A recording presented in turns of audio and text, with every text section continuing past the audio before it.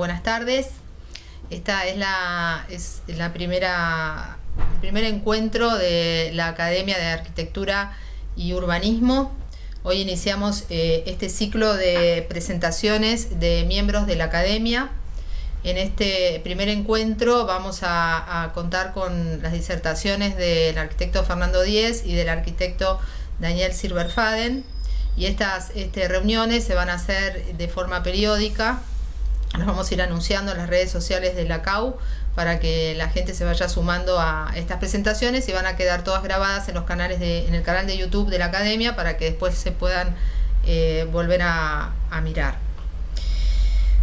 Bueno, mi rol hoy acá es de presentar. Yo soy Cayetana Mercé y después presentar a Fernando y a Daniel. Y bueno, ahora le paso la palabra al presidente de la Academia de Arquitectura y Urbanismo, el arquitecto José Ignacio Míguez.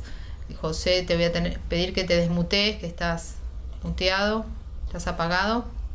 Y bueno, buenas tardes y gracias.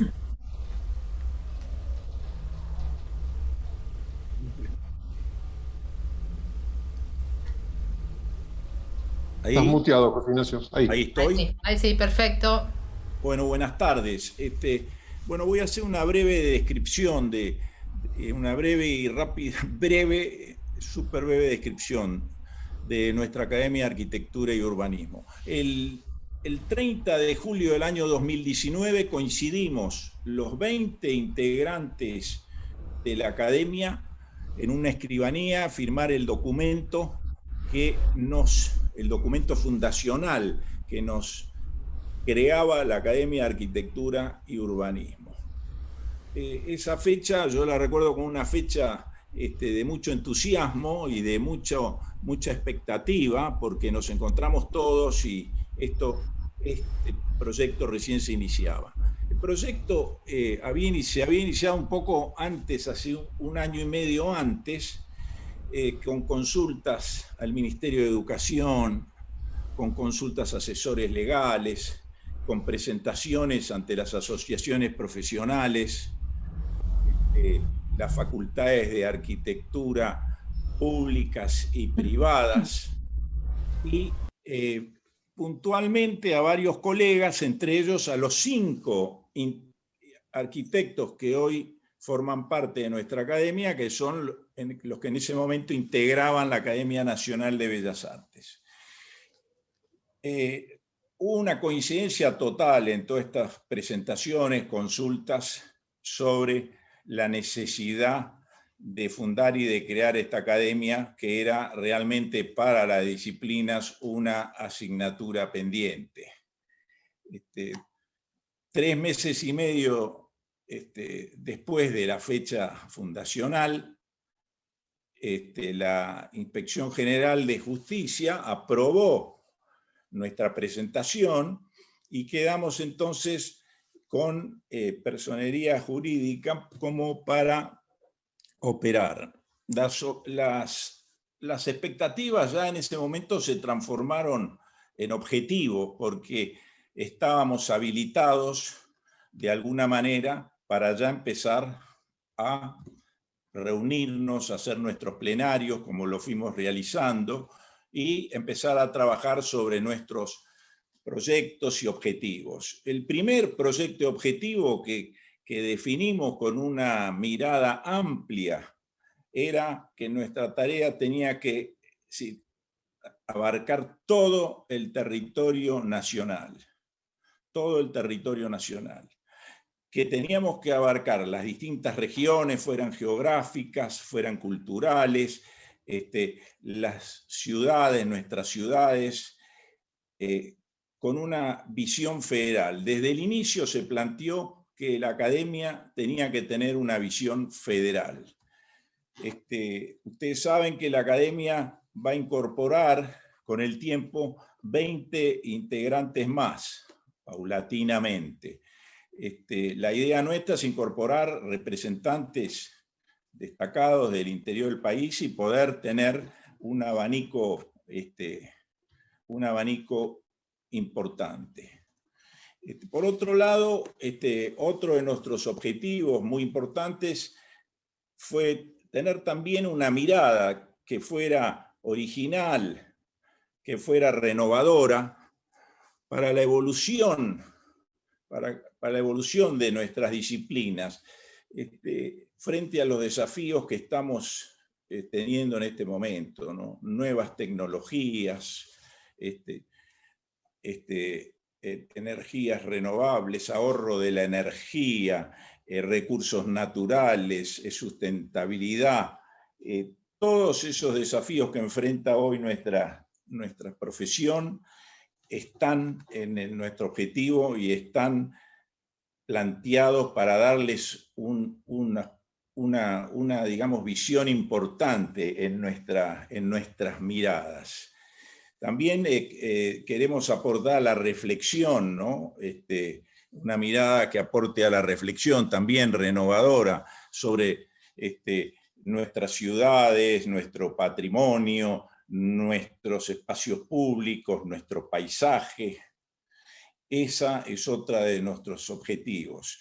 Bueno, y finalmente, digamos, un telón de fondo que hemos tenido a partir de nuestra fundación, porque en el año 2020 nos encontramos con la pandemia que hoy no es historia, sino que la seguimos padeciendo, genera un telón de fondo dramático, pero a la vez también es una oportunidad para replantearnos, ¿no? ¿Qué es lo importante? ¿Qué es lo que podemos cambiar? ¿Qué hicimos bien? Y bueno, ¿qué nos espera en nuestra profesión como futuro para la arquitectura y el urbanismo? ¿Qué planteos podemos llegar a qué ideas nuevas podemos aportar? Porque realmente es un tema que hoy nos preocupa a todos y que todavía no es historia. Bueno, esta es una introducción general porque de alguna manera en estas presentaciones que hoy tenemos de nuestros dos académicos, estos temas se van a ir abordando a lo largo del ciclo que comentaba Cayetana Merced recién al principio, y a mí me parece importante que lo iniciemos porque estamos todos con muchísima expectativa. Así que Cayetana, adelante con las presentaciones de los disertantes y muchas gracias por estar. Bueno, muchas gracias José por las palabras y bueno, voy a pasar a presentar al primer disertante que es Fernando Díez. Voy a leer el CV de Fernando, que los dos son un poquito largos, me van a tener paciencia, pero bueno, está bien que sepamos cuál es la trayectoria de estos arquitectos que hoy van a presentarse.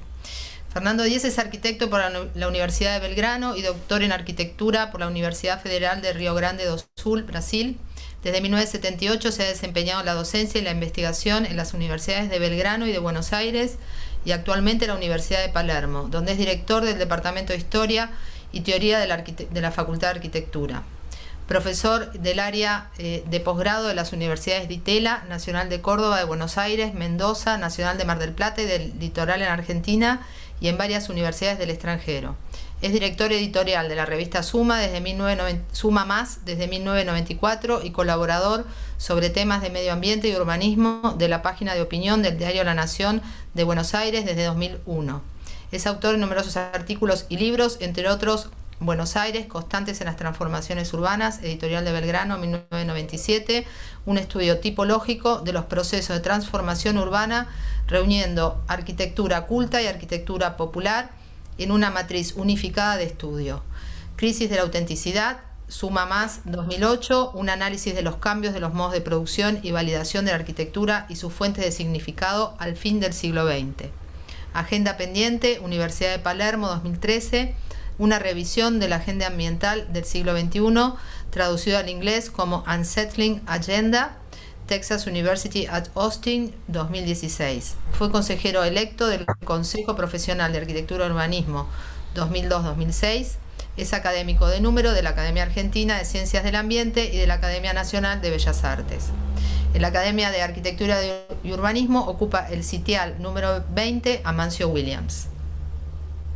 Bueno, gracias Fernando y te escuchamos.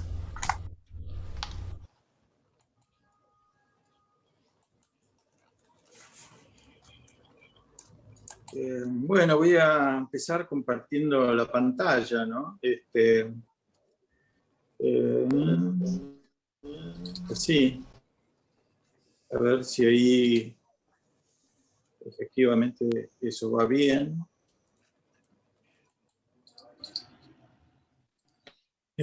Bueno, el título ya lo tienen ahí. Voy a leer así, es un poquito más rápido, espero que no más aburrido. Empezaría por agradecer la consideración de mis colegas que me invitaron a sumarme a la naciente Academia de Arquitectura y Urbanismo.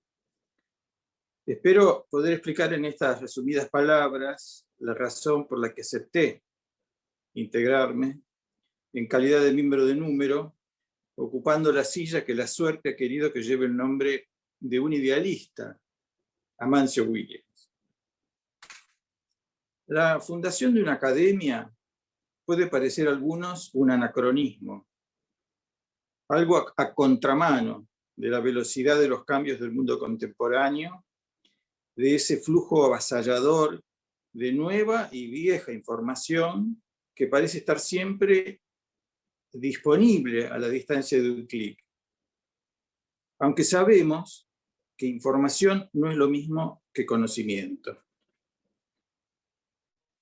Creo que uno de los sentimientos que dieron origen a las academias que hoy conocemos fue la sensación que hubo durante el Renacimiento de que existía un conocimiento perdido, el de la antigüedad. Aquellos pocos que eran capaces de valorarlo consideraron que era su deber recuperarlo. Para la arquitectura en particular, ese conocimiento estaba literalmente bajo el suelo. Y a medida que las excavaciones iban revelando nuevas maravillas, se hacía más palpable la existencia de un saber esperando ser recuperado. Durante muchos siglos, el saber permaneció así unido al pasado. El siglo XX vino a revolucionar esa idea para convertirla exactamente en la contraria, en la idea de que el saber estaría siempre en el futuro, en el cambio y la innovación. Podemos recordar que en Hacia una arquitectura, fechado en 1923, Le Corbusier recortó y pegó cuantas fotos pudo de modernos automóviles, aeroplanos y transatlánticos. Irónicamente, esas maravillas técnicas de entonces parecen hoy más viejas que los propios edificios de la arquitectura moderna que inspiraron. El arte de vanguardia se había lanzado en ese mismo momento a la más deliberada y violenta destrucción de los precedentes, produciendo de hecho una aceleración que se consumió a sí misma, al punto que con el avance del siglo XX, la obra de arte derivó vía el ready-made y otros mecanismos performáticos en lo no hecho, transformando la antigua representación en pura presentación, si seguimos el argumento de Jean Baudrillard de que hacia el fin del siglo XX el arte moderno se había consumido a sí mismo. Al igual que en la noción de vanguardia, la idea de progreso técnico suponía la misma constante superación de los precedentes y por lo tanto también de su abandono, afirmando como valor supremo la innovación y el cambio. En la ingeniería o la medicina no se estudian las técnicas superadas. Estas son abandonadas, relegadas al olvido. Pero en la arquitectura no sucede lo mismo.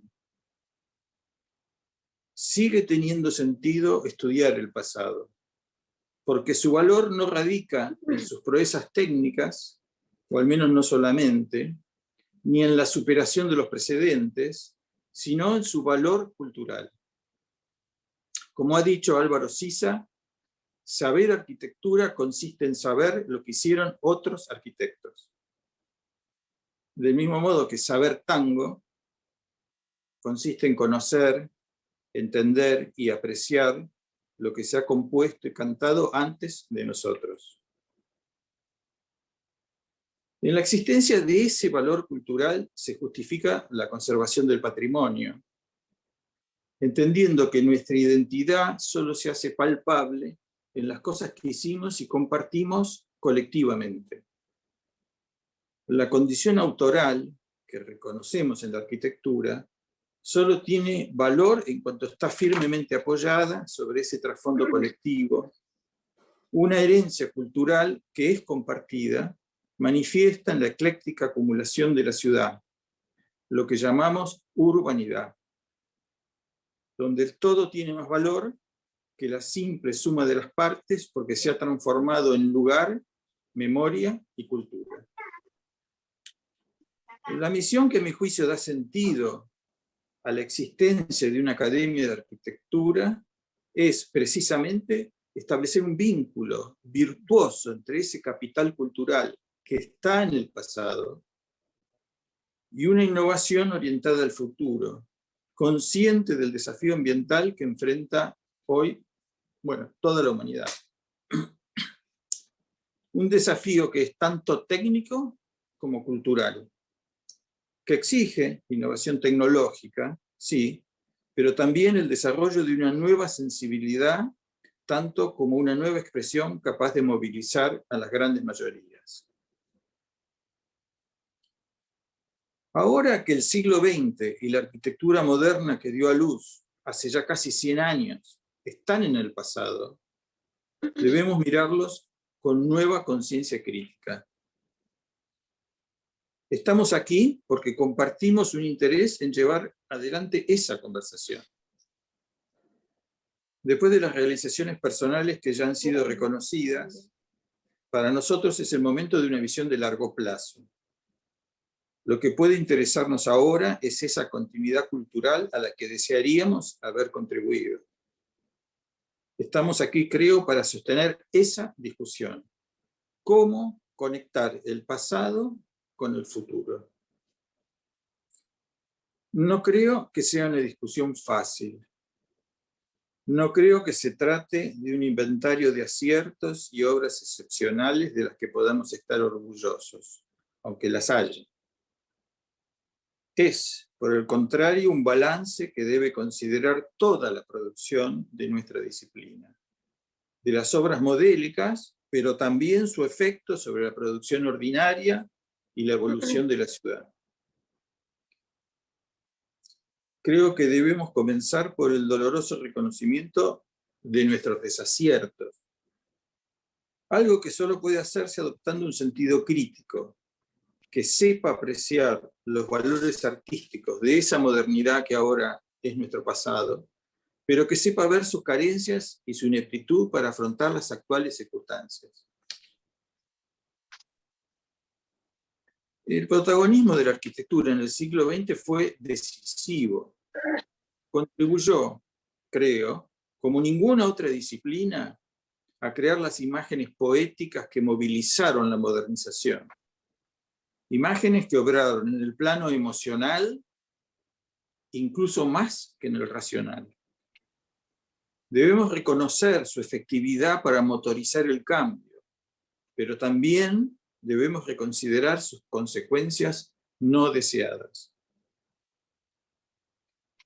Lo que ha sido llamado por Rem Koolhaas la secuela de la modernización.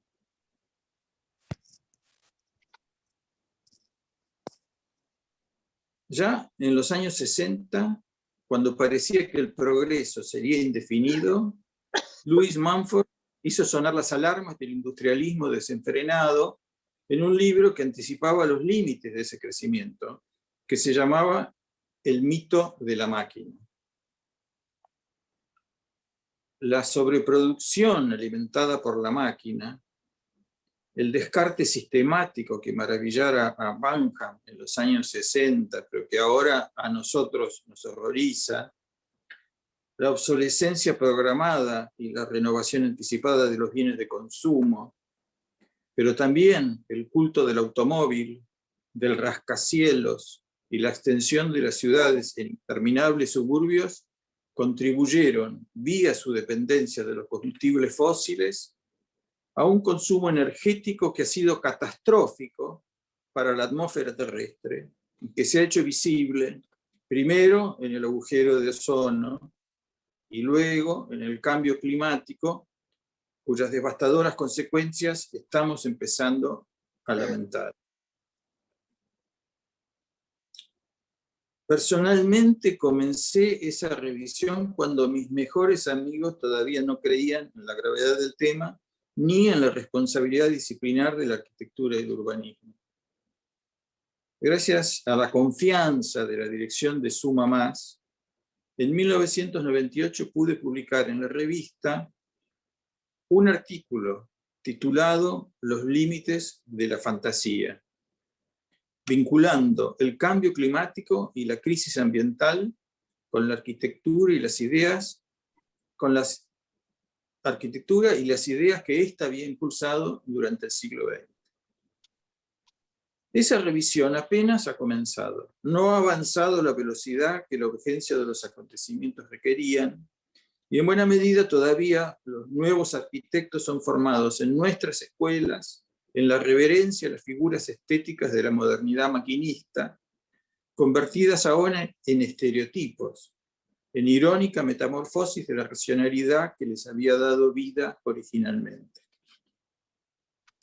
Como el tiempo es breve, me limitaré a mencionar algunas de esas imágenes estéticas que tantas veces aún llevan a confundir racionalidad con exhibicionismo. Al promediar el siglo pasado, cuando la tecnología del vidrio flotado permitió disponer de grandes paños de vidrio, la transparencia arquitectónica surgió como una liberación de la opresión perimetral que el muro portante había ejercido sobre los interiores. Los grandes ventanales de vidrio partido que la arquitectura ya había utilizado en siglos anteriores dieron paso a grandes paños sin divisiones que dramatizaron la nueva transparencia, convirtiendo al paisaje en el principal motivo decorativo de los interiores. El contraste con las formas lisas, geométricas e ideales, con la complejidad variable del paisaje natural, se constituyó en poderosa figura estética. La casa de cristal representó el ideal de esa situación, convirtiendo el territorio en puro paisaje, una extensión destinada a escenificar lo natural. El territorio, que había sido un recurso productivo, devino así en un recurso puramente visual, ornamental, usando la palabra maldita que la modernidad había jurado evitar. Pero la casa sumergida en el paisaje exigió un nuevo distanciamiento que resultó antiurbano, transformando el aislamiento en un ideal estético que ubicó a cada casa a la mayor distancia posible de la siguiente. Un ideal romántico heredado del siglo XIX, pero que la accesibilidad que posibilitó el automóvil logró transformar en una nueva realidad, el suburbio. Primero para los más pudientes, y luego para las grandes mayorías, consiguiendo que al culminar el siglo, el 65% de la población de Estados Unidos viviera en suburbios extendidos con un promedio de 2 automóviles por hogar.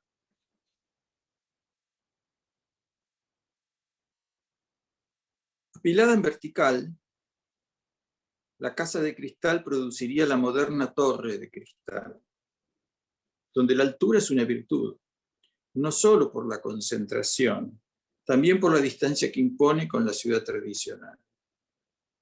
La racionalidad maquinista de un sistema constructivo entregado a la serialidad y la repetición produjo piezas que expresarían el ideal de eficiencia de una sociedad fascinada con la capacidad productiva de la máquina.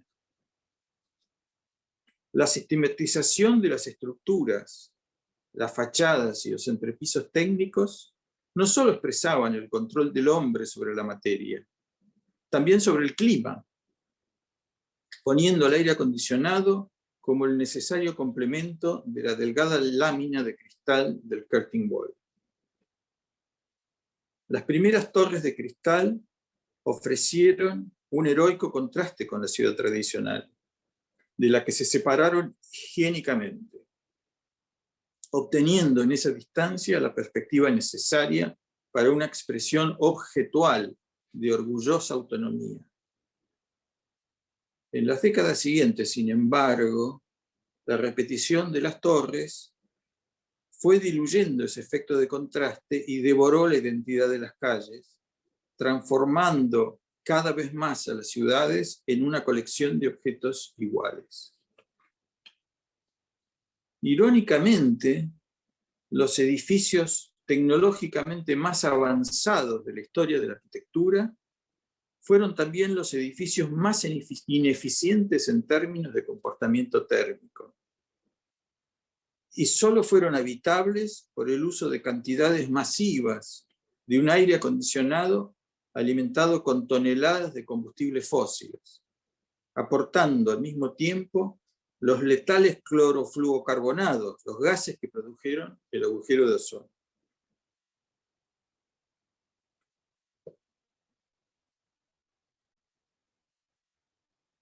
La Casa de la Cascada, inmersa en la naturaleza, expresó magníficamente la noción de una técnica capaz de vencer la gravedad. Los sugestivos voladizos de concreto armado hicieron visible el poder de la técnica para imponerse a una gravedad que había mantenido la arquitectura siempre pegada al suelo. Las formas prismáticas ofrecieron un dramático contraste con las formas naturales. Pero la casa del millonario Kaufmann era construida lejos de la malsana ciudad donde hizo su fortuna, lejos del insoportable calor de las acerías donde se forjó el acero y de las montañas de escoria que la rodean, lejos de las canteras polvorientas donde se obtiene el cemento y lejos de las barriadas sumergidas donde viven los operarios de esa ciudad industrial. La metáfora que contrasta artificio y naturaleza que Wright nos ofreció en su genial inspiración fue sin embargo incapaz de reflejar la compleja realidad del propio proceso de su producción. El automóvil y el ascensor, no llegan las imágenes, hay que esperarlas. El automóvil y el ascensor fueron las máquinas capaces de producir la simultánea concentración del trabajo y la dispersión de la vivienda. Esa especialización funcional que el zoning había promovido sin prever sus consecuencias, sería el ideal de una sociedad que se imaginó a sí misma trabajando en la ciudad y viviendo en la naturaleza. Después de la mitad del siglo XX, igual que en otras grandes ciudades americanas, el mejor negocio que había para quien tuviera una magnífica propiedad en el centro de Houston era demolerla y transformarla en un estacionamiento. Proceso que afectó a comercios, teatros y viviendas que fueron desplazados para ofrecer lugar a los miles de automóviles que llegaron diariamente desde los cada vez más lejanos suburbios. Ahí puede verse la imagen del centro de Houston. Ahí hubo una ciudad una vez.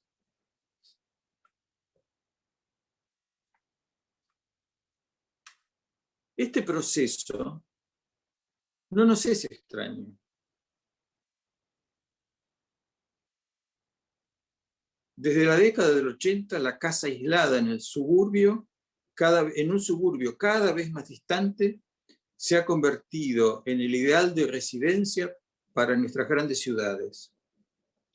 Aunque, como ha dicho mi maestro y amigo Alfonso Corona Martínez, al Al mudarse al campo que todavía rodeaba Buenos Aires, los admiradores de la naturaleza arrastraron a la ciudad consigo, moviendo una y otra vez las fronteras de un suburbio sin fin. El progresivo vaciamiento de los centros urbanos ya no es un secreto, mientras los complejos de oficinas se desplazan hacia los suburbios en busca de una cercanía con sus recursos humanos. En ambos casos, la casa suburbana o el edificio de oficinas se presentaron como objetos idealmente aislados, dotados de nueva singularidad y autonomía formal. Lo que nos recuerda la comparación que está en la imagen que había realizado Colin Rowe entre la ciudad de objetos, en la que el espacio es apenas un fondo continuo, y la ciudad de espacios urbanos, en la que los edificios están subordinados a esa dimensión de lo público. La creciente objetualización del edificio le ha exigido formas cada vez más extravagantes para vencer los efectos de la repetición. Algo que ha servido de oportunidad y terreno fértil para una arquitectura del espectáculo. Ahora se sospecha que los más resonantes edificios no son diseñados de acuerdo a razones de programa, de contexto y utilidad, sino pensando en las fotos que van a ser capaces de producir. El propio proceso de promoción y selección de la arquitectura parece entregado a la primacía de la imagen.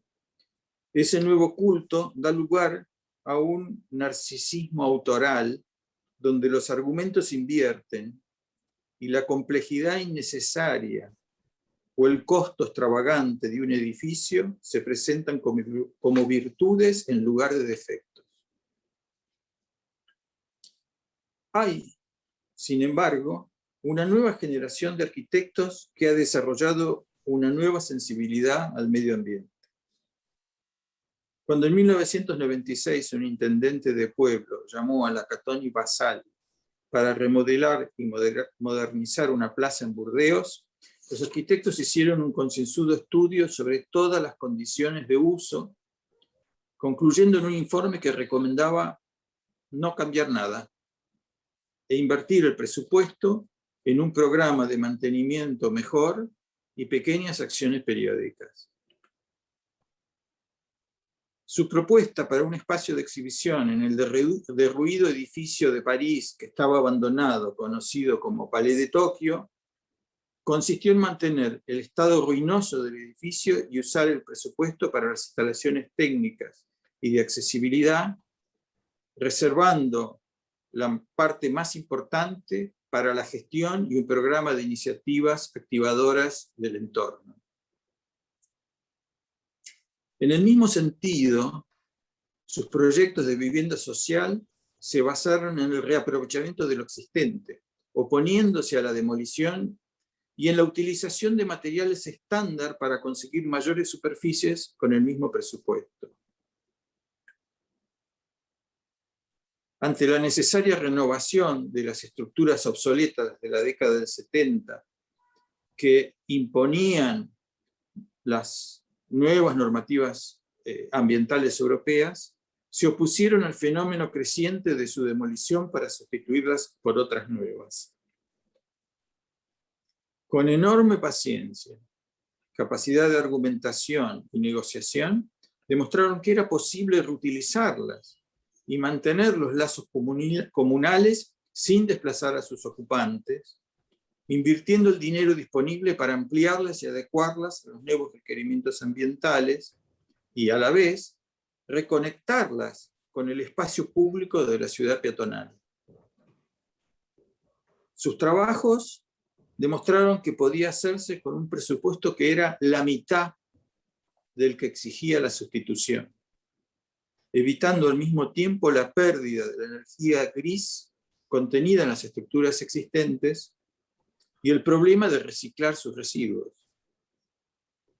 Produjeron mejores departamentos de superficies considerablemente mayores, observando con cuidado los aspectos sociales y los recursos disponibles.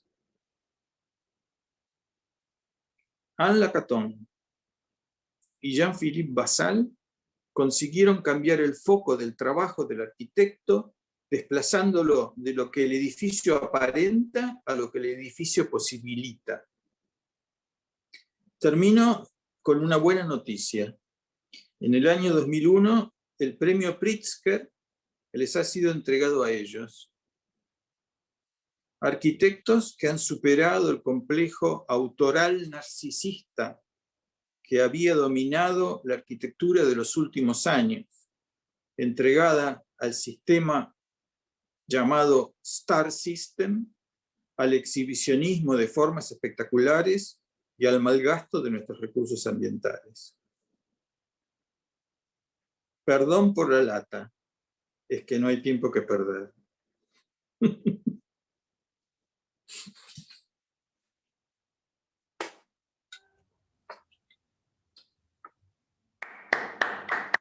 Gracias.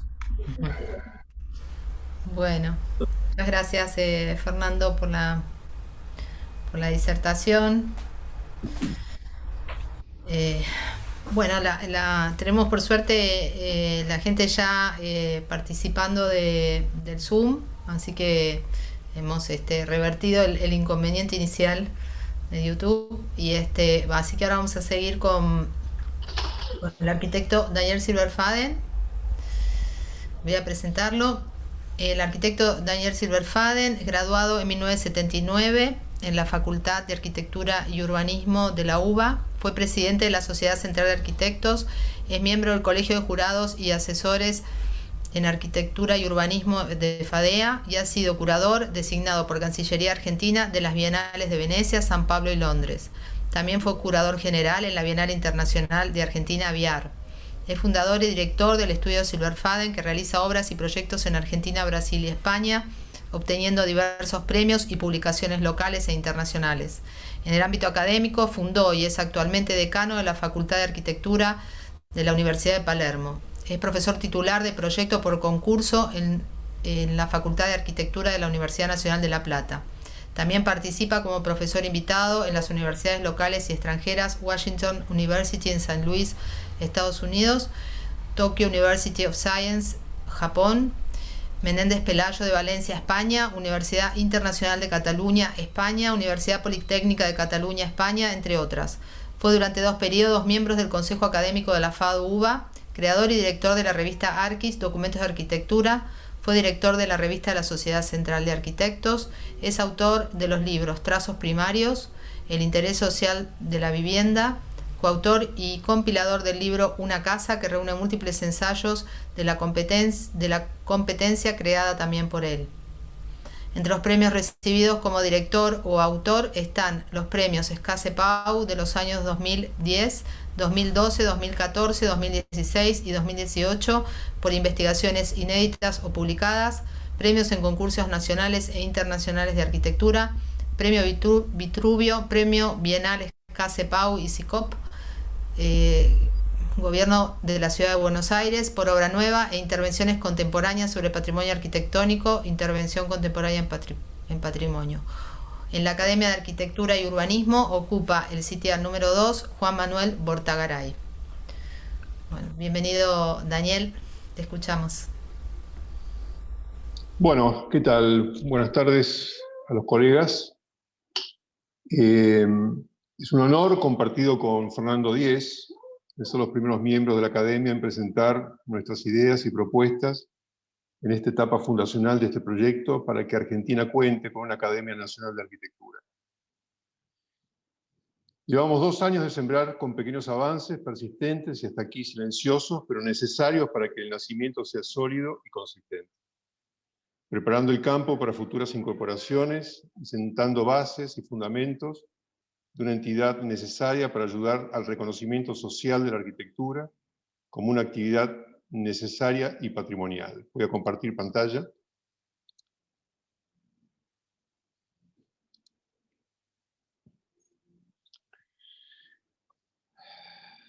Dice nuestra visión, la Academia de Arquitectura y Urbanismo es una institución nacida en este siglo, con un espíritu contemporáneo que desea hablar a la sociedad en su conjunto, a los organismos gubernamentales y a los arquitectos sin diferencia de ningún tipo, entendiendo que la arquitectura y el urbanismo son de interés público y de un enorme valor para el enriquecimiento del patrimonio común, una cultura construida que es a la vez acción y legado.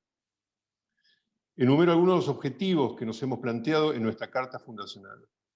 Difundir el valor social y cultural de la arquitectura y el urbanismo. Impulsar una permanente reflexión sobre la ciudad, el patrimonio, el espacio público y el paisaje. Reconocer los aportes destacados a la cultura arquitectónica y el patrimonio construido. Convocar a los jóvenes profesionales con el objetivo de visibilizar ideas y aportes innovadores. Promover el cuidado del patrimonio arquitectónico, urbanístico y paisajístico. La Academia de Arquitectura fue fundada con el propósito de promover el valor social y cultural de la arquitectura y el urbanismo en la Argentina. Este es un fragmento de nuestra misión de la Academia. La propuesta que esta tarde presentamos, y hablo en plural porque fuimos varios los que hemos estado trabajando en esta propuesta que yo voy a presentar, es un proyecto que en teoría ayudará a difundir a la sociedad el valor de la arquitectura y el urbanismo, aspiración que está en el espíritu y en la esencia de nuestra misión institucional.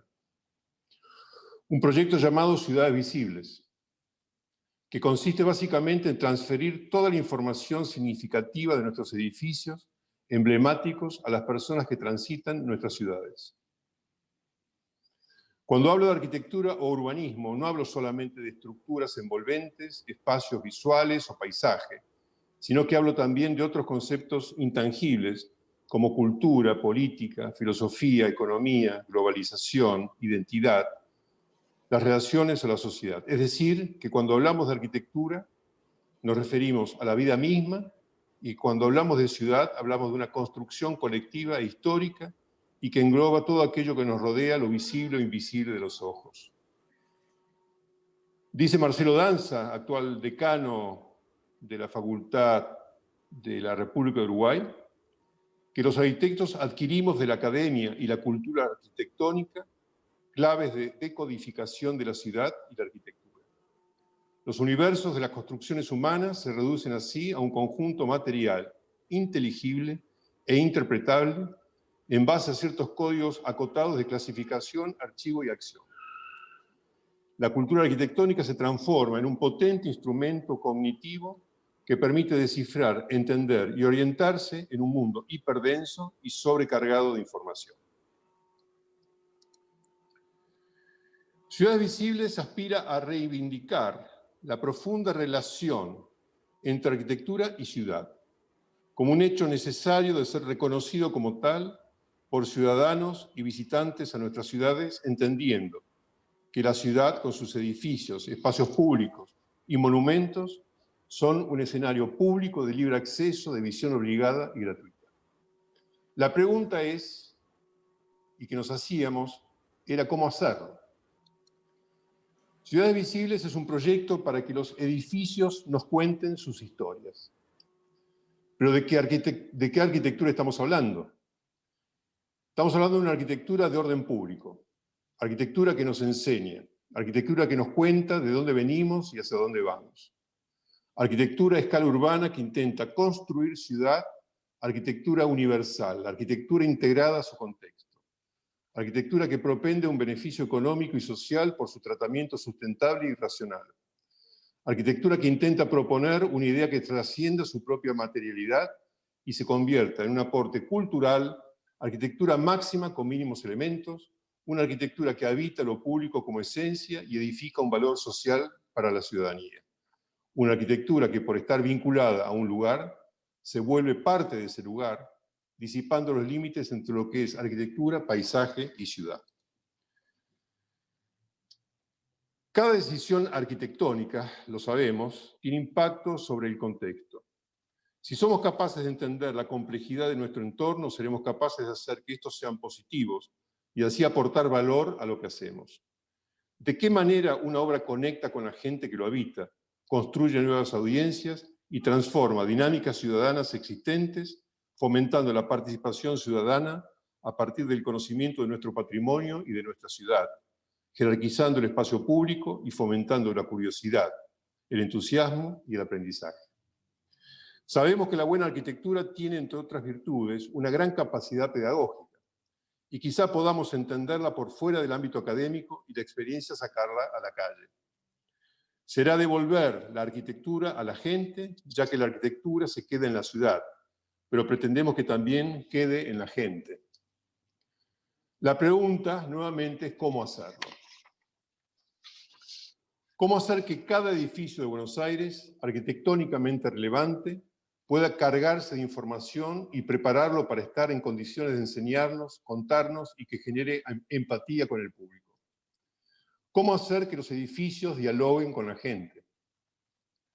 Solo la ciudad de Buenos Aires tiene una facultad de arquitectura pública y 6 facultades privadas. Y toda la Argentina tiene decenas de facultades públicas y decenas de facultades privadas, instituciones profesionales y culturales que pueden contribuir con sus docentes y alumnos a que el relevante papel que la arquitectura y el urbanismo ha tenido en la historia y la cultura a través del tiempo pueda ser visto bajo una perspectiva de continuidad histórica y también bajo los nuevos paradigmas del habitar urbano contemporáneo y sus modalidades, tecnologías y estéticas propias de cada época. Para esto existe un enorme capital de trabajo realizado de documentos, textos, registros gráficos y fotográficos sobre la ciudad y nuestra arquitectura, que debemos poder ordenar, editar y publicar. Miles de investigaciones, relatos escritos, fotografiados y filmados, a veces organizados y a veces dispersos. Es aquí donde encuentro un rol clave para nuestra academia, articulando, organizando y liderando el trabajo de los diversos equipos de investigación de las diferentes instituciones, facultades y instituciones profesionales y equipos y organismos públicos, facilitando material y dando apoyo e impulso a esta propuesta. Una transferencia de átomos que constituyen los edificios, libros, manuscritos, fotografías, etcétera, convertidos a bytes. Una información sistematizada, organizada en layers, escalable y transferible desde el propio edificio a un QR, y de este QR al teléfono celular de las personas. Esta es la esencia del proyecto. Dice Norberto Feal, profesor, historiador, investigador, y que ha colaborado en esta propuesta, dice que la ciudad, como la lengua, es la construcción colectiva por excelencia, y sus edificios son los eslabones que unen a las generaciones y que construyen la ciudadanía. Su conocimiento no solo contribuye a su valoración y por lo tanto a su resguardo, sino también a unir en experiencias comunes a las personas. A partir de aquí, y presentado el marco, el contexto y el marco teórico con que hemos trabajado con esta idea, y es poder alimentar a cada edificio significativo de Buenos Aires, por supuesto experiencia que es posible trasladar a otras ciudades, en este caso Buenos Aires por ser el ámbito donde realizamos esta propuesta, y que, repito, es nuestro deseo convertir a la academia en el articulador de este megaproyecto, porque son muchos los edificios y mucho lo que hay que ver. Acá hemos tomado el caso del edificio Cábana, porque es un edificio muy interesante, no solamente por su estructura o por su posición en la ciudad o su propia generación de arquitectura, sino por la cantidad de historias que todo el mundo más o menos conoce. Y básicamente la propuesta es que los edificios dialoguen con la gente, a través de diversas capas de acercamiento al conocimiento, hasta crear una verdadera red al modo de una Arquipedia, posible de mejorar, enriquecer la información que cada edificio nos vaya brindando. Finalmente, repito y leo, es una propuesta cultural de difusión del patrimonio histórico y arquitectónico sobre edificios, monumentos y espacios públicos, a través de un sistema QR que todo el mundo ya maneja, Cualquier restaurante hoy uno elige a partir de este sistema que por lo tanto está popularizado y en la mayoría de los teléfonos de todos los ciudadanos. Y que cada edificio va a contener historias, ideas intangibles o aquellas que se pueden visualizar a través de fotografías, planos, etc. Y una primera capa, invitando a locutores, actores, músicos, escritores, o sea, personajes reconocidos por la sociedad, que cuentan la historia del edificio, o sea, personifican a cada edificio, que cualquier persona se pare enfrente y aplicando su QR va a tener como este primer relato, y diversas capas que van profundizando en el interés o en el conocimiento de cada edificio patrimonial.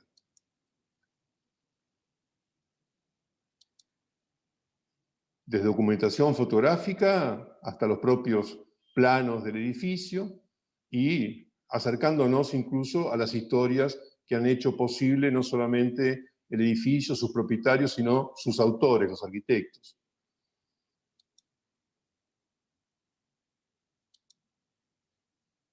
O por ejemplo, en este caso, entre nosotros, un habitante de este edificio, ¿no? Que puede contar su experiencia o por qué está ahí o cómo lo está viviendo, etc.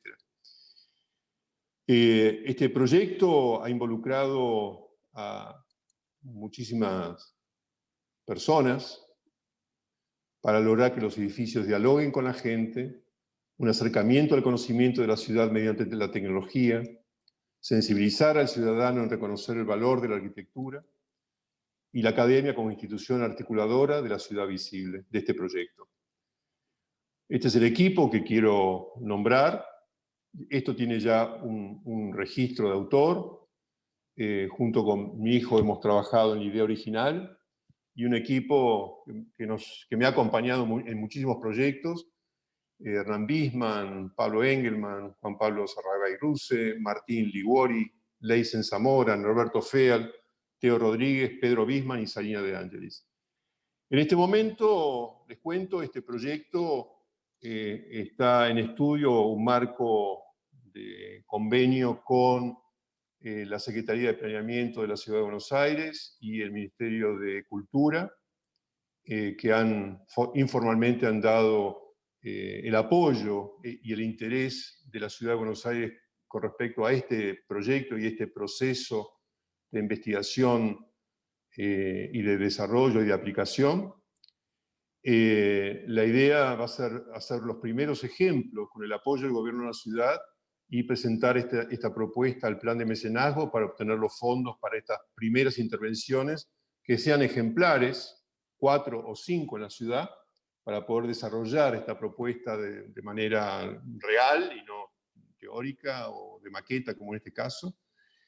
Y a futuro, porque se imaginan que esta es una tarea inmensa y a lo largo de muchísimos años, la verdad que no importa, porque son cientos de edificios y va a estar bueno que esto vaya sucediendo con la mayoría de los edificios emblemáticos de la ciudad y de las ciudades de Argentina, etc.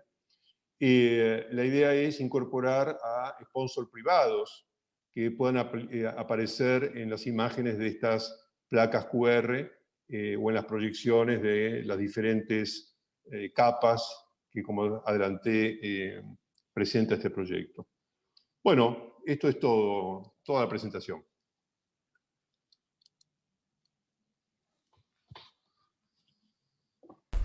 Bueno, Daniel, muchísimas gracias. No sé si alguien quiere agregar algo más, si no cerramos la jornada y nos despedimos para hasta la próxima reunión, que calculo que será en poquito tiempo. La vamos a ir anunciando en las redes sociales.